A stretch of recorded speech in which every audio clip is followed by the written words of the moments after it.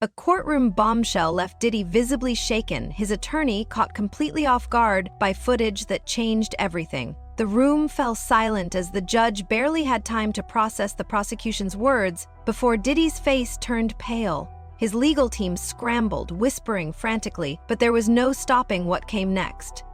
The moment the prosecution announced they had video evidence involving a teenage Justin Bieber, the entire energy in the courtroom shifted. We are going to get started with something that Diddy and his lawyers knew was coming down the pike eventually, and now it has happened. A new indictment, it's called a superseding indictment. It really replaces the original one that the federal prosecutors had filed against him.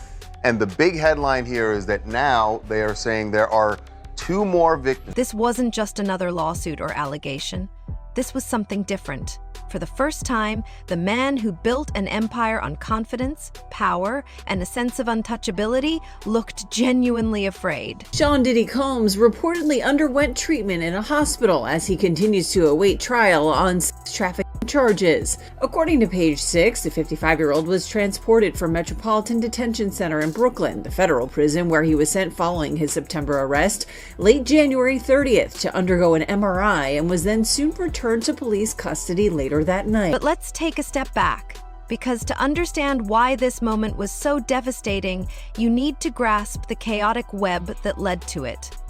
Sean Diddy Combs, once the undisputed king of hip-hop, is now fighting for his legacy, his freedom, and possibly his entire empire. Multiple lawsuits, federal charges, everything he built is now on the line. In the meantime, let's talk about the fact that Combs' co-defendant in a civil case, a case, by the way, that accuses him and this co-defendant, another A-lister, of rape.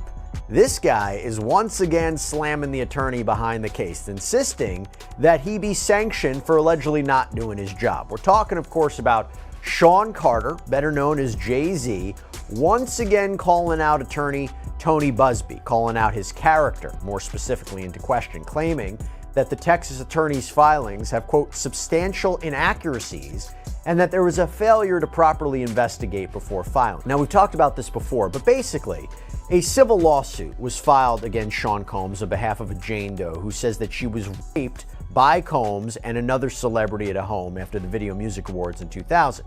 She says she was just 13 years old when this happened. And weeks after the initial filing, Busby submitted an amended complaint naming Jay-Z as the celebrity who allegedly participated in this assault. Whispers of a lifestyle so dark and predatory have emerged that even Diddy's closest allies are distancing themselves at record speed. And right in the middle of it all, Justin Bieber. Those claims. Anyways, I want to also just show you this montage. This is a montage that was shared by Evie Magazine. They do great work on their TikTok of Justin Bieber, again, just 15 years old, in Hollywood, surrounded by a bunch of adults. And you let me know if any of this registers to you as normal. Take a listen.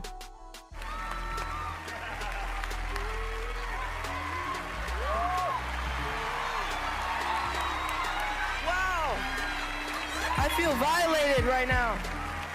Wow. Lean into me again. You smell amazing. How old are you? Thank you. How old are you? I'm 16. I'll be 17 in like 2 weeks. I don't ever remember smelling that good at 16. Like that was bad. Yeah. Wow, look at your eyes. Yeah, look at what a beautiful place. All right. For years, people speculated about Diddy's strange influence over the young pop star Justin Bieber. But after Diddy's arrest in September, fans began piecing things together. Why was Bieber always around Diddy as a kid? Why did Diddy speak about their time together like it was some secret rite of passage? Then, the resurfaced footage emerged. A clip from 2009 began circulating online, showing Diddy boasting about spending 48 hours with 15-year-old Bieber. "What we're doing, we can't really disclose," Diddy says, grinning at the camera. "But it's definitely a 15-year-old's dream." Bieber, sitting beside him, plays along. "Let's just go get some girls." Justin Bieber turned 15, and it suddenly seemed that Hollywood was keen to almost initiate him. I think that's the right word. Like there was almost like this initiation that he needed to go through. So I want you to be now super uncomfortable and watch this video of an interaction between him and none other than Diddy. Take a listen. Justin, you ever seen the movie 48 Hours? Right now, he's having 48 hours with Diddy, him and his boy. They're having the times of their lives, you know, where we hanging out and what we doing. We can't really disclose, but it's definitely a 15-year-old's dream. You know, I have been given custody of him. You know, he signed to Usher. I'm signed to Usher. I had legal guardianship of Usher when you know he did his first album. I did Usher's first album. I don't have legal guardianship of him, but for the next 48 hours, he's with me. So and we gonna go full crazy.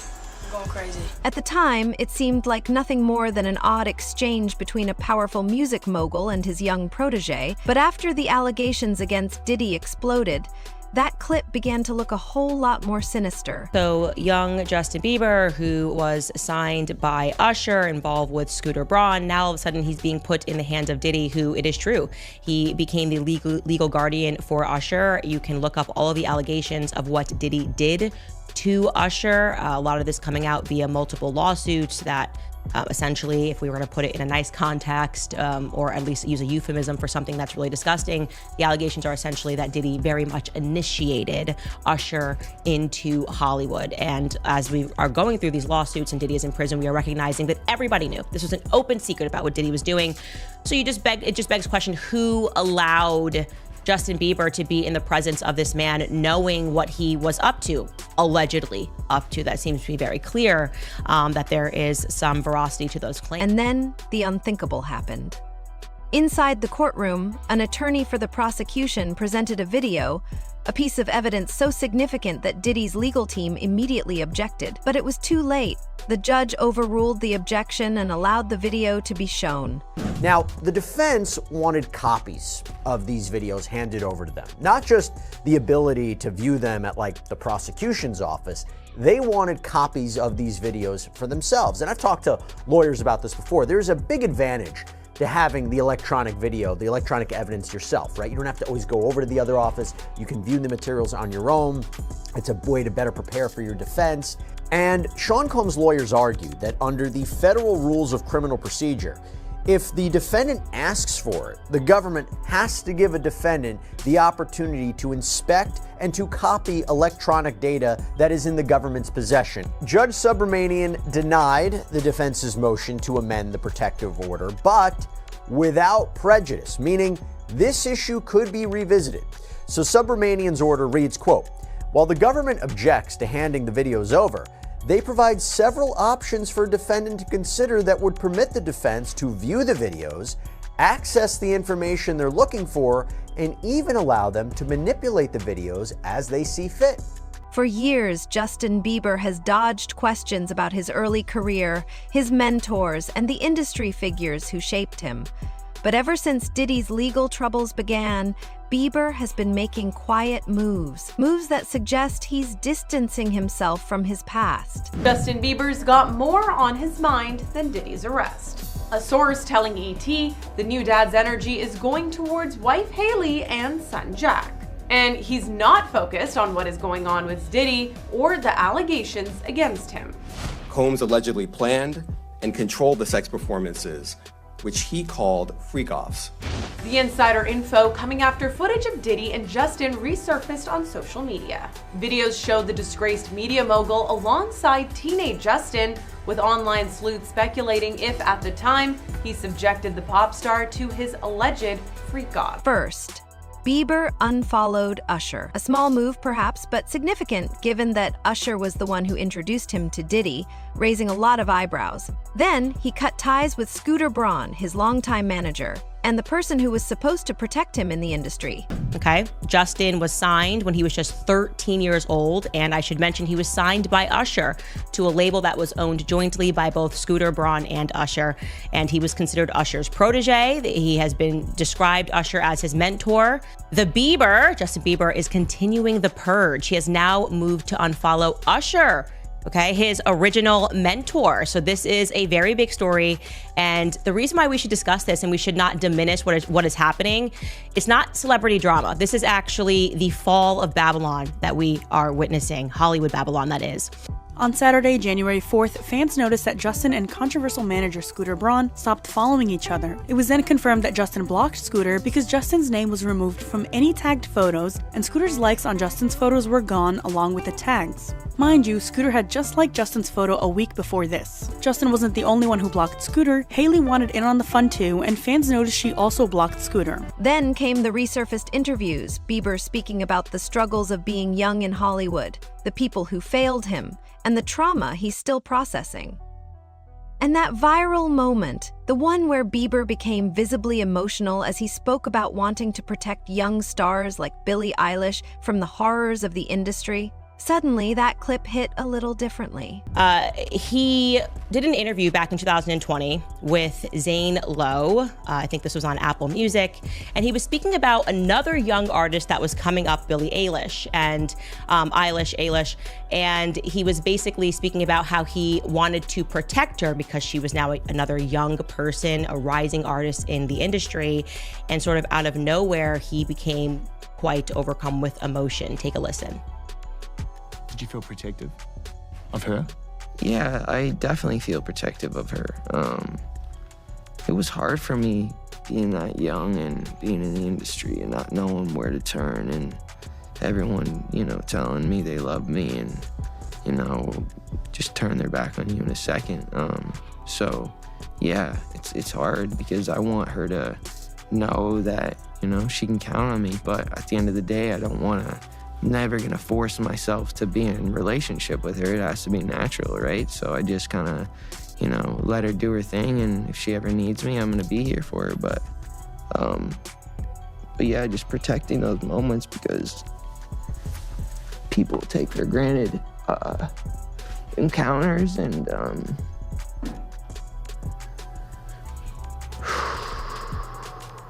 not even kidding. Watching that clip makes me emotional because he is saying so much without really saying anything. Protect Billie Eilish from what? From who? What is he so concerned about when he sees this young person in the industry? What exactly did he go through? Well, fans started connecting the dots. And so did the prosecution. Diddy's legal troubles began with a single accusation. An aspiring musician, John Doe, claimed that Diddy drugged and assaulted him at a 2015 after-party. But that was just the beginning, and things quickly escalated from there.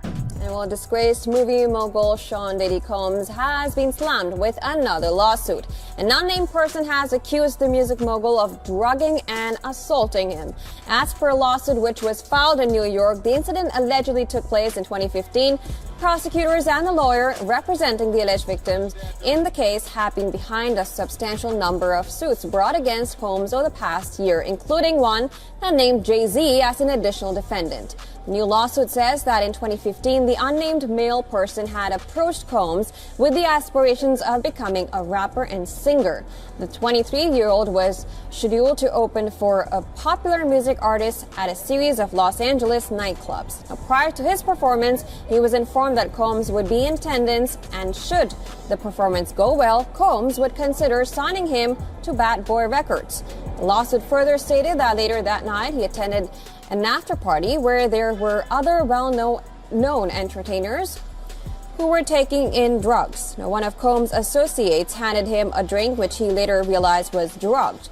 The unnamed person has further claimed that during his unconscious state, Diddy Combs had engaged in unconsented sexual activities. Meanwhile, in a statement provided to media, Combs' attorneys say, and I'm quoting here, "As we've said before, Mr. Combs cannot respond to every new publicity stunt, even in response to claims that are facially ridiculous." More allegations followed, and a full-scale investigation uncovered years of abuse, a suspected criminal enterprise involving trafficking, coercion, and a network designed to keep victims silent. So, according to the complaint, Jane Doe says that, again, when she was 13 years old in 2000, when her and a friend drove to Radio City Music Hall in New York City, where the Video Music Awards, the VMAs, were being held, she says she didn't have a ticket. So what does she do? She mills about outside, and that's when she says that one of Sean Combs' limo drivers told her to come back later and he would take her to an after party.